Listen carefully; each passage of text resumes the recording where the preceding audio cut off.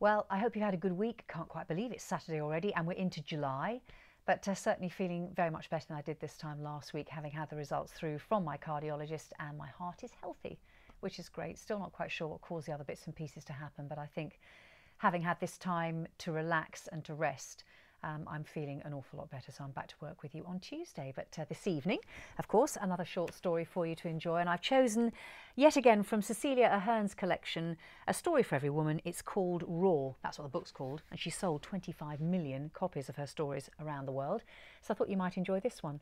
They're quite quirky, actually, very clever. This is called The Woman Who Thought Her Mirror Was Broken. XRSCBYLRT, she says, calling out the letters on the sign before her. OK, you can remove your hand now, the optician says, and so she lowers her hand from her right eye and looks at him expectantly. Your visual acuity is very good, he says. I don't know what that means.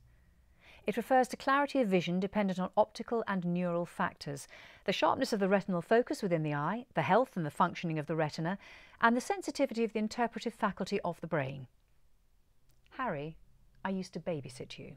I caught you dancing in the mirror to Rick Astley, singing into your deodorant bottle with your shirt off. He blinks, a flush appearing on his cheeks. He rephrases. What it actually means is you've got 20/20 vision, so perfect eyesight. She sighs. No, I don't. I told you that. They're my eyes and I should know. Yes, he shifts in his chair, the professional side of him disappearing and the nervous young boy in his place. This is what I don't quite understand. You seem so sure of your ailing eyesight, but you're not experiencing any headaches, no sore eyes, blurred vision. You can read perfectly well.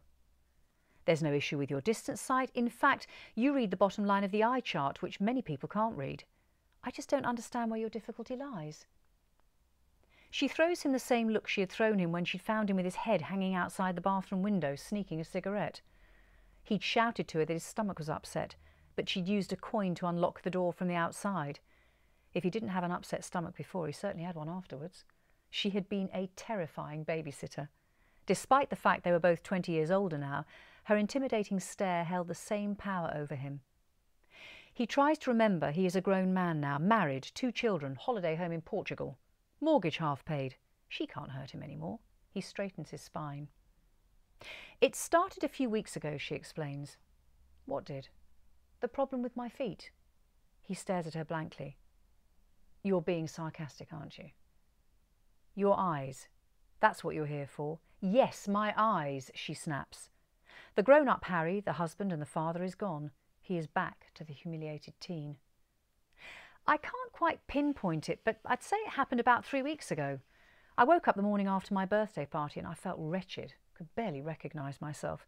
I put that down to the tequila slammers, you see, so I let another few days go by before I realised it wasn't just a hangover. There really was something wrong. And what exactly is wrong? They are seeing me wrong. He swallows. Your eyes are seeing you wrong. They aren't seeing me as they should. They're showing me a different version of me. It's the wrong version. It's not me. There's something wrong with them.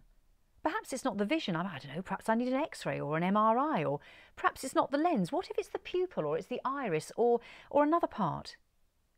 Let me get this straight. He leans forward, elbows on his knees, long thighs, long arms and fingers. Quite attractive, really, for someone who is such a little pain in the arse. There's a trace of a smile on his lips, and this maddens her. She can see he's trying not to laugh. She shouldn't have come here. You are here because you look at yourself in the mirror and you see yourself differently. Yes, she says calmly. My eyes are not showing me how I feel. Therefore, the message that the eye is sending to me is wrong. Do you understand? I mean, I look different. Not how I feel at all. I got a bit of a fright at the sight, actually. She hears the tremble in her voice, and so does he, and his smile quickly fades. He softens a little, looking concerned. She thinks of him, the way he cozied up when he woke up from a bad dream. He wasn't always a shit. Don't you think there might be another explanation? His voice is gentle. She thinks hard. He's trying to tell her something. He's being gentle about it, and then suddenly, bam! It's all so clear. What an idiot she's been. She throws back her head and she laughs. Of course! Why didn't I think of it before? It's so obvious. It's not my eyes that are the problem at all.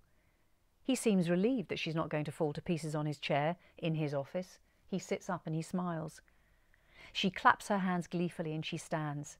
Thank you so much for your time, Harry. You've been a fantastic help. He stands too, awkwardly. Have I? I'm glad. I won't charge for this session.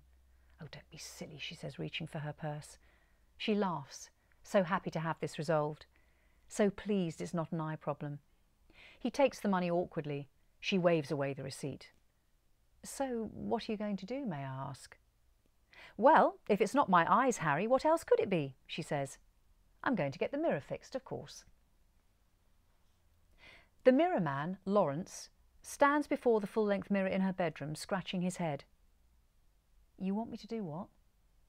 Fix it, please. Silence. That is what you do, isn't it? According to the website, you're an artisan glass and mirror company.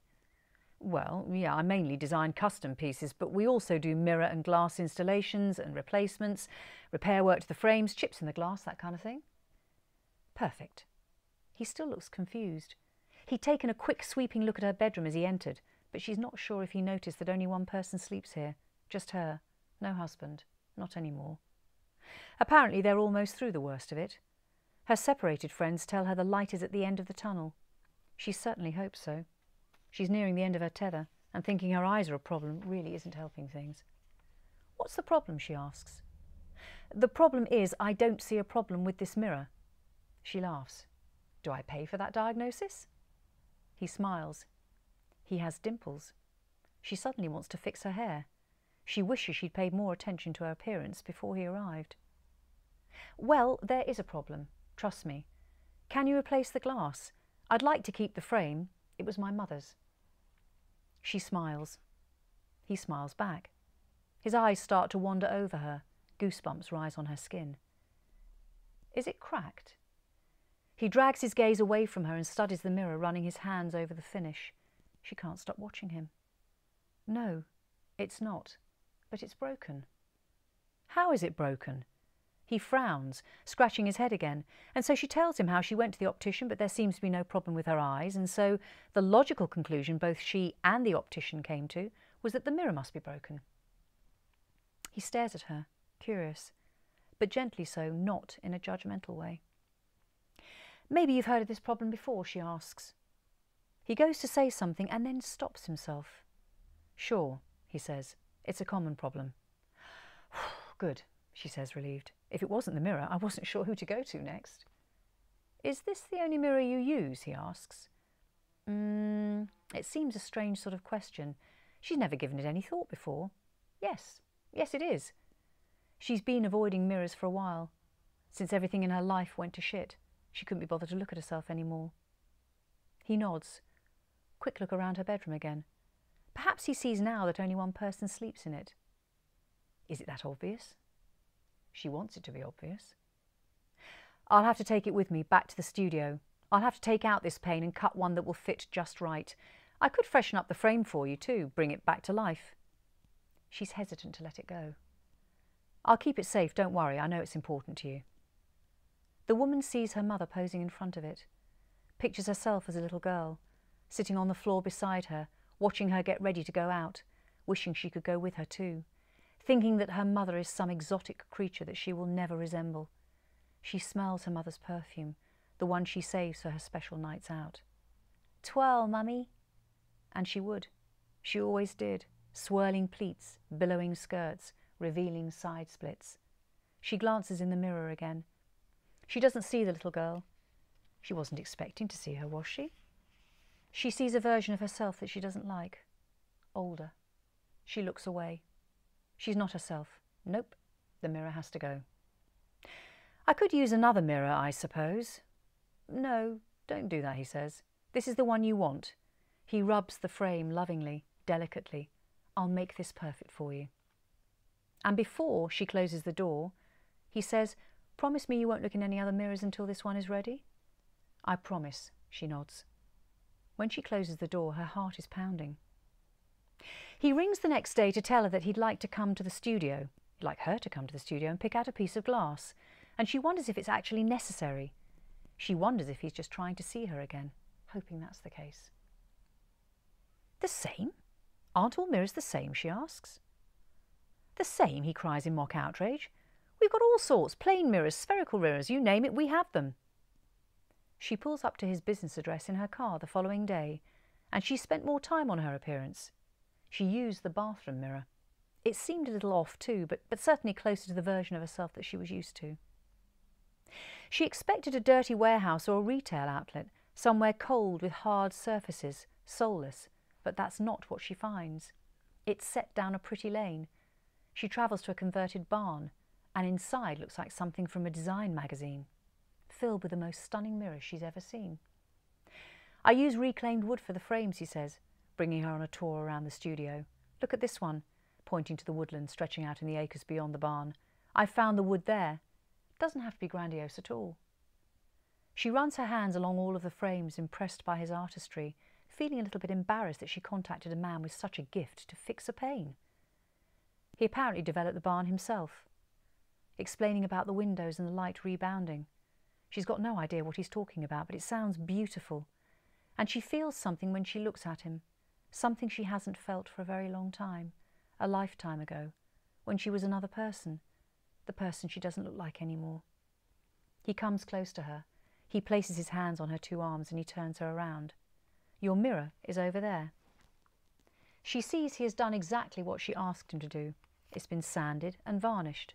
She walks over to it and stands before it, seeing his reflection as he stands behind her. She looks at her reflection. She takes herself in. She examines herself. You've fixed it already, she says with a smile. She's back. It's her again. She looks rejuvenated, as though she's had a facial or invested in a new expensive moisturiser, which of course she hasn't. It was the mirror all along. She knew it. You're happy, he asks. Yes, it's perfect, she says, examining it again.